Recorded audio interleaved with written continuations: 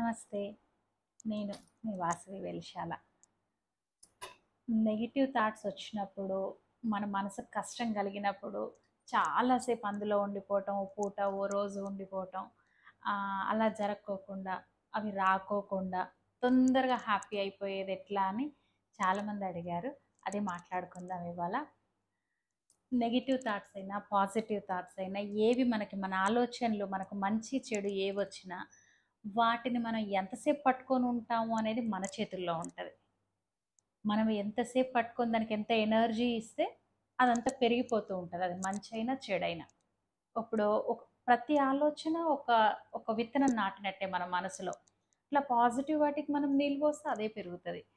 Okay. ఇప్పుడు ఎవరి మీదనైనా మనకు కోపం వచ్చింది, బాధేసింది, వాళ్ళ మాటలు, వాళ్ళ ప్రవర్తన లేదా ఒక సందర్భం ఇంట్లో జరిగింది. దాన్ని ఎంతసేపు, కాసేపు, ఓ పూట వదిలేయాలి. ఎట్లా వదిలేయాలి అనేదే ఇప్పుడు మనకున్న సందర్భం. చాలా ఈజీ మనం వదిలేయటం. కాకపోతే ఇన్ని రోజుల నుంచి మనకు తెలిసి తెలియక వాటిని పట్టుకొనుండి అనవసరంగా ఇప్పుడు ఫిజికల్‌గా ఆలోచిస్తే ఏదైనా ఒక పాడైపోయిన పదార్థాన్ని పట్టుకొని తిరుగుతున్నట్టే అయిపోతుంది. అట్లా పట్టుకొని ఉండటం వల్ల మనము ఇబ్బంది పడతాం. ఈ రోజే కాదు, అట్లా ఎక్కువ సేపు ఆ నెగెటివ్ ఆలోచనలు, ఆ బాధ వల్ల మళ్ళా రేపటి రోజుల్లో కూడా అట్లాంటివి అట్రాక్ట్ చేస్తాం. ఇప్పుడు రూ. 10 మనం ఇయాల దాచిపెట్టుకున్నాము అనంటే, ఇవాళ మన దగ్గర డబ్బులున్నాయన్న ధైర్యం ఉంటది. రేపటి రోజుల్లో అయి మనకు ఉపయోగపడతాయి. అది 2 రకాల మనకు హ్యాపీ. అట్లా కాకోకుండా ఎట్లా రూ. 10 దాచిపెట్టుకున్నామన్న ఎగ్జాంపుల్ మనకుందో, అట్లనే ఒక చెడు ఆలోచనని, ఒకరి మీద ఉన్న కోపాన్ని, ఒకరి పట్ల ఉన్న బాధని, లేకపోతే మనకున్న నిరాశని, ఏంది ఈ జీవితం అనే ఆలోచనని, వాటిని మనం ఎక్కువసేపు పెట్టుకొని ఉంటే, ఇప్పుడు మన టైం పాడైతది. మళ్ళీ ఇట్లా ఉండటం వల్ల మనం ఏదిస్తే అది వస్తదన్నట్టుగా, మళ్ళా రేపటి రోజుల్లో అట్లాంటి సందర్భాలొస్తాయి మనకి. సో, ఏది మనకు మంచిది కాదు. కాబట్టి మనము అందరి జీవితాల్లో వస్తాయి. లో వస్తది, బాధొస్తది, సంతోషం వస్తది. శ్రీరాముడంతట ఆయనకే తప్పలేదు. మనం ఎంత చెప్పండి? ఆయన మానవ జన్మ ఎత్తినంక ఎన్ని పడ్డాడు పాపం. ఆయన ఎంత మంచి మనిషి. బాధపడ్డాడు. సీతమ్మ వారు దూరమైనప్పుడు కన్నీళ్లు పెట్టిండు. లక్ష్మణుడు మూర్ఛపోయినప్పుడు భయపడ్డాడు. జటాయువుని చూసి ఆందోళన పడ్డాడు. ఎన్ని రకాల వాలి సుగ్రీవుల విషయంలో కోపం తెచ్చుకున్నాడు. ఆయనకే తప్పలేదు. ఉత్తమోత్తమ పురుషుడు శ్రీరామచంద్రుడు మానవ జన్మెత్తాక. సో మనకు వస్తూనే ఉంటాయి. ఒక రకంగా చెప్పాలంటే చిన్న చిన్నవి వస్తూ పోతూ ఉంటేనే మన మైండ్ కూడా షార్ప్ అవుతుంటుంది. లేకపోతే డంబ్ అయిపోతాం మనం.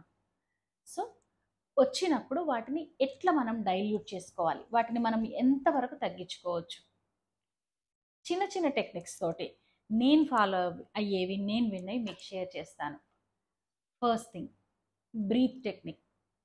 మనము ఏదన్నా మనకు భయం వేసింది, బాధ వేసింది, కోపం వచ్చింది, వెంటనే ఒక దగ్గరికి వెళ్ళి కూర్చొని మంచిగా బ్రీత్ టెక్నిక్, గాలి మంచిగా కడుపు నిండా పీల్చి వీలైతే కాసేపు ఉంచి వదలటం. అట్లా ఒక 5 టైమ్స్ 6 టైమ్స్ మనం చేస్తే చాలా వరకు మన ఆలోచనలలో తేడా వస్తుంది. కొంచెం రిలీఫ్ అయిన ఫీల్ వస్తుంది. ఇంకొకటి, ఒక మంచి ఫ్రెండ్ ఉంటే మాట్లాడటం, అది కూడా చాలా తేడా వస్తుంది. ఇంకొక మంచి టెక్నిక్, మన పోస్చర్ మారవటం, మన భంగిమ, మనము ఉన్న విధానం. ఇక్కడ ఏదన్నా ఉంటే ఇంక ఇట్లా పెట్టుకొని కూర్చోవటము, అయ్యో నీరసాలు ఇట్లా కాకుండా యాక్టివ్గా ఎనర్జెటిక్గా ఉండటం. మంచి ఏంది అన్నట్టు. లేదు అంటే సో వాట్, అయితే ఏంది, మస్తుగా వస్తే పోతాయి, ఏంది అయితే ఏంది, ఇక్కడితోనే అయిపోయిందా. మనది లైఫ్ అనే పెద్ద బుక్. ఒక పేజీలో ఒక లైన్ ఇప్పుడు వచ్చిన సందర్భం, ఆ లైన్ కోసం ఇంకా దిగాలు పడుతూ కూర్చుంటాం మనం. సో వాట్ అయితే దాన్ని గట్టిగా అనుకోండి, మాస్ రిలాక్స్ అవుతాం. ఇంకొక టెక్నిక్, గట్టి చప్పట్లు కొట్టండి. కొడుతూ ఐఎమ్ హ్యాపీ. ట్రై చేయండి ఇవన్నీ. ఏంది అమ్మాయి అనుకుంటున్నా, లేదు, మీరు ట్రై చేయండి. ఎంత బాగా మనకు యూజ్ అవుతాయి అంటే చాలా రిలీఫ్ అవుతాం మనం. గట్టిగా చప్పట్లు కొడుతూ ఐఎమ్ హ్యాపీ, ఐఎమ్ హ్యాపీ. ఇంట్లో అట్లా మూల మూలల్లో చప్పట్లు కొట్టడం వల్ల కూడా నెగిటివ్ ఎనర్జీ క్లియర్ అవుతుందని పెద్దవాళ్ళు చెప్పగా నేను విన్నాను. గట్టిగా ఇట్లా కొడుతూ ఐఎమ్ హ్యాపీ అనే మాటలు, all is well, all is well, all is well అనే వర్డ్స్ మనం మాట్లాడటం చాలా చేంజ్ తెస్తది ఆ సిట్యుయేషన్‌లోంచి మనం బయటపడటానికి. ఇంకా మనకిష్టమైన పనులు జేయటం. కొంతమందికి వంట చేయటం ఇష్టం. కొంతమంది మంచిగా పాటలు విని రిలాక్స్ అవుతారు. కొంతమంది పాడి రిలాక్స్ అవుతారు. కొంతమంది డాన్స్ ఏసి. అసలు డాన్స్ అయితే ఇంకా చాలా మంచి హెల్ప్ అయ్యే విషయం. మా ఫ్రెండ్ అయితే ఒక అమ్మాయి పెద్దగా పాట పెట్టుకొని థ్రెడ్‌మిల్ చేస్తది. అసలు అట్లా అది 10 మినిట్సా, 20 మినిట్సా, హాఫ్ ఎన్ అవరా చేస్తూనే ఉంటది. దానివల్ల ఏమైతది అంటే ఎక్సర్‌సైజ్ వల్ల కూడా మన మైండ్‌లో కూడా హ్యాపీ హార్మోన్స్ రిలీజ్ అయితాయి. చాలా హెల్ప్ అయితది. వీటన్నిటితో పాటు ఇంకొక మంచి టెక్నిక్ ఉంది. ఒక మంత్రం లాంటి టెక్నిక్. Gratitude technique. కృతజ్ఞతా భావం. నా ఫేవరెట్. నేను ఫాలో అయ్యే టెక్నిక్ అది. లేసింది మొదలు పడుకునే వరకు ఎన్నింటికి థ్యాంక్ యూ చెప్పుకుంటూ ఉంటే మన జీవితంలోకొచ్చే అట్లాంటి సందర్భాలు గూడా చిన్నవిగా వస్తాయి. ఈ రోజు రెగ్యులర్‌గా మనము కృతజ్ఞతా భావంలో ఉండటం, థ్యాంక్ యూ చెప్పుకోవటం వల్ల ఇప్పుడు మనకున్న ఆరాలాగా మన చుట్టూ ఒక పొర వేసుకున్న వాళ్ళం అవుతాం మనం. అట్లని ఏదో రాకోకుండా ఉండవని కాదు. వచ్చినా కూడా చాలా ఈజీగా వెళ్ళిపోతాయి. ఎందుకంటే మనం హ్యాపీ జోన్‌లో ఉంటాం గదా! థ్యాంక్ యూ చెప్పటం అనేది మనకు ఉన్నదానికి మనం హ్యాపీ అవ్వటం. మనకున్నది అనేది చాలా ఆనందమే గదా మనకి. సో, మనం ఎంత థాంక్‌ఫుల్ ఉంటే ఏదైనా ఇట్లాంటి సిట్యుయేషన్ వచ్చింది. కళ్ళు మూసుకొని మన అమ్మని, నాన్నని గుర్తు చేసుకొని, థాంక్ యూ అమ్మ, థాంక్ యూ నాన్న. ప్రపంచంలో వాళ్ళు దేవుళ్ళు గదా! మనకు అమ్మ, నాన్న ఇచ్చిన వాటికి మనం రుణం తీర్చుకోవటం అనేది నో వే. అసలు వాళ్ళు మనకు చేసినయి కొన్ని సందర్భాలు, కొన్ని కొన్ని సమయాలల్లో మనం హర్ట్ చేసినాం. మళ్ళా వాళ్ళు మనల్ని దగ్గర తీసిన సందర్భాలు, మనల్ని చదివిచ్చింది, మనకి జీవితాన్ని ఇచ్చింది, ఇవన్నీ మనం గుర్తు చేసుకొని థ్యాంక్ యూ అమ్మ, థ్యాంక్ యూ నాన్న.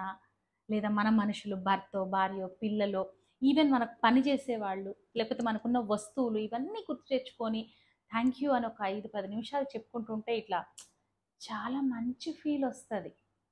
చాలా హ్యాపీ అయిపోతాం కాసేపట్లో. వెంటనే హ్యాపీ జోన్‌లోకెళ్ళిపోతాం మనం. చాలా బావుంటది. నేనైతే చాలా ఎక్కువ ఫాలో అవుతా దాన్ని. గ్రాటిట్యూడ్ ఫీల్‌ని. ట్రై చేయండి. ఇట్లాంటివి 1, 2 కాదు. మనం ప్రయత్నం చేస్తే నెగెటివ్ ఎమోషన్స్ నుంచి, నెగెటివ్ థాట్స్ నుంచి చాలా తొందరగా బయటపడొచ్చు. చెప్పినంత ఈజీయా అనే ఆలోచన మీకు రావచ్చు. ఈజీయే. ఈజీయే. ఎందుకంటే ముందు మనం బయటపడాలి, మనం హ్యాపీగా ఉండాలి అని ఆలోచన మనకు రావటమే ఫస్ట్ స్టెప్. ఇప్పుడొచ్చింది. సో, ఇన్నిట్లో ఏ ఒక్కటి ఫాలో అయినా మనం చాలా రిలాక్స్ అయితాం. చాలా రిలీఫ్‌గా ఉంటాం. పాజిటివిటీ వైపు వెంటనే మనం వెళ్ళిపోగలుగుతాం. హ్యాపీగుంటాం. ఇప్పుడు హ్యాపీ అయినామనుకోండి, ఇది మన పెట్టుబడే. ఈ పూట మనం హ్యాపీగున్నది. మళ్ళీ ఇంకో రోజు ఇట్లాంటి హ్యాపీనెస్, ఆనందమో, ఆరోగ్యమో, ఐశ్వర్యమో, ఆయుషో, ఏదో ఒక బ్లెస్సింగో మన పెట్టుబడి మళ్ళీ వచ్చేస్తాయి మనకి. Like attracts like. అది యూనివర్సల్ రూల్. మనం చెప్పుకునే యూనివర్సల్ రూల్. కదా! చాలా ఆనందకరమైన జీవితం మనది. ఎట్లాంటి జోన్‌లోంచైనా తొందరగా బయటపడిపోదాం. హ్యాపీగా ఉందాం ఎప్పటికీ. హ్యాపీగా ఉండటానికే గదా మనం పుట్టింది. వస్తుంటాయి. రావు కాదు, వస్తుంటాయి. డైల్యూట్ చేద్దాం. డైల్యూట్ చేసుకుందాం. ఆలోచన విధానాన్ని మార్చుకుంటే ఆనందంగా ఉండిపోవచ్చు. మనం చూసే దృష్టిని బట్టే ఏదైనా సరే. ఒక గ్లాస్ ఆఫ్ వాటర్ ఉంది. గ్లాస్‌లో సగం వాటర్ ఉంది. ఒకరేమంటారు సగం గ్లాస్ వాటర్ ఉంది అంటారు. ఒకరేమంటారు అయ్యో! ఖాళీగానే ఉంది. సగమే ఉంది గదా! అందులో వాటర్ అని. చూసే దృష్టిని బట్టే. ఉన్నది అనుకోవటం ఒకటి, లేదు అనుకోవటం ఒకటి. మన చేతుల్లోనే ఉంది. మన ఆలోచనలోనే ఉంది. కోపం వచ్చినా, బాధ అయినా, ఆ సందర్భాన్ని మనం ఎట్లా స్పందిస్తాం అనే దాన్ని బట్టే మన నెక్స్ట్ సందర్భం ఆధారపడి ఉంటది. ఏదో సినిమాలో యెస్. 'అంతఃపురం' అనుకుంటా. ఏదో 'అంతఃపురం' సినిమానో ఏదో 'జగపతి బాబు' సినిమా. అసలు ఇట్లా మాట్లాడుతుంటాడు భర్త తనికెళ్ళ భరణి. ఆ భార్య వచ్చి ఇట్లా నలుగురితో మాట్లాడుతుంటే భార్య వచ్చి నెత్తిన నీళ్లు గుమ్మరిచ్చేస్తది ఆయనకి. అసలు ఒక్క సెకండ్ మనల్ని మనం అక్కడ విజువల్ చేసుకుంటే ఇట్లా సర్ర కోపం వస్తది మనకి. ఆయన ఇట్లా నవ్వి ఇట్లా ఆమెను చూస్తాడు. ఓకే. ఆమె అబ్నార్మల్ వ్యక్తే కావచ్చు. అయినా సరే అసల ఎన్ని సార్లు ఆ సీన్ నేను చూషినో అనిపించింది నాకు. ఓకే. మనం కూడా ట్రై చేయొచ్చు. మనం కూడా ప్రతిదానికి ఆవేశపడి స్పందించాల్సిన అవసరం లేదు. ఒక సెకండ్ ఆలోచన చేయొచ్చు మనం. ఎండ్ ఆఫ్ ద డే మన హ్యాపీనెస్ కోసమే కదా, ఎవరి కోసం కాదు కదా. హ్యాపీగా ఉందాం ఇట్లాంటి చిన్న చిన్న ప్రయత్నాలతోని.